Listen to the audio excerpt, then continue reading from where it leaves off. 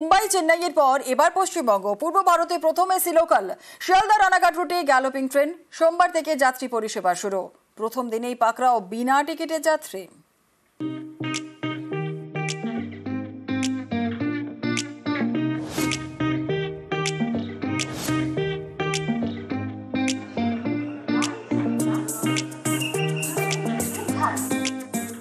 রবিবার উদ্বোধন, সোমবার যাত্রী নিয়ে ছোটা শুরু।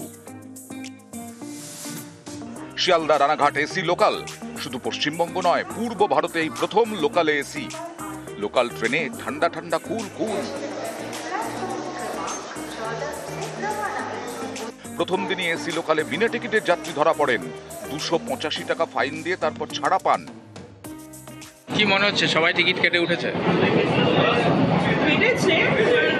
অনেক রেগুলার এসি হোল্ডাররা বুক করে কোড করে গেছে ট্রেনে। অনেকে বুঝতে পারেনি, আজকে ফার্স্ট যেহেতু অফিসিয়াল রান চলছে, বুঝতে পারেনি অনেকে।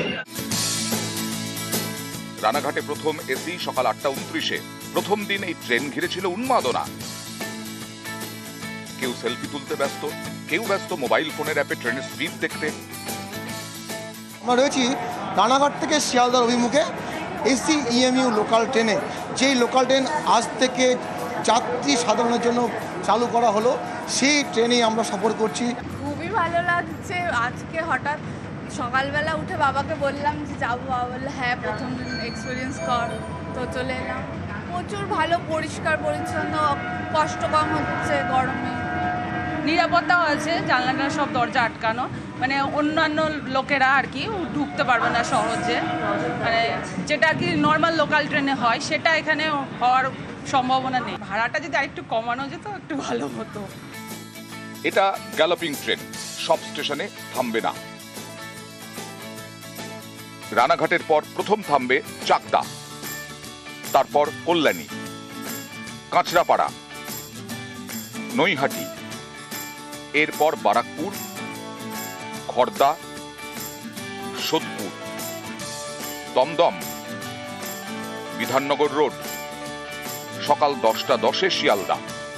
রানাঘাট থেকে 8:29 এসি লোকাল ট্রেন আজকে ছাড়লো এবং আজকে থেকেই যাত্রীদের উদ্দেশ্যে এই ট্রেনের যাতায়াত শুরু হলো। ঠিক 10:10-এ শিয়ালদাতে পৌঁছে গেল এসি লোকাল ট্রেন। দুর্দান্ত, অপূর্ব, মানে সত্যিই তার দুর্দান্ত। এই যে যখন দরজাগুলো খুলছিল সব একদম স্মুথ, একদম স্মুথ। সবচেয়ে বড় কথা, বন্ধ ভারতে বগি লাগানো, কমফোর্টেবল জার্নি।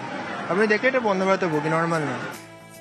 আপাতত এসি লোকাল শিয়ালদা এবং রানাঘাটের মধ্যে একবার যাতায়াত করবে। রানাঘাট থেকে ছাড়ার সময় সকাল 8:29, শিয়ালদায় পৌঁছবে 10:10-এ। শিয়ালদা থেকে ছাড়বে 6:50-এ, পৌঁছবে রাত 8:32-এ। AC galloping local. কলকাতার মেট্রোর মতো দুদিকে স্লাইডিং ডোর, প্রতি কোচে সিসি ক্যামেরা।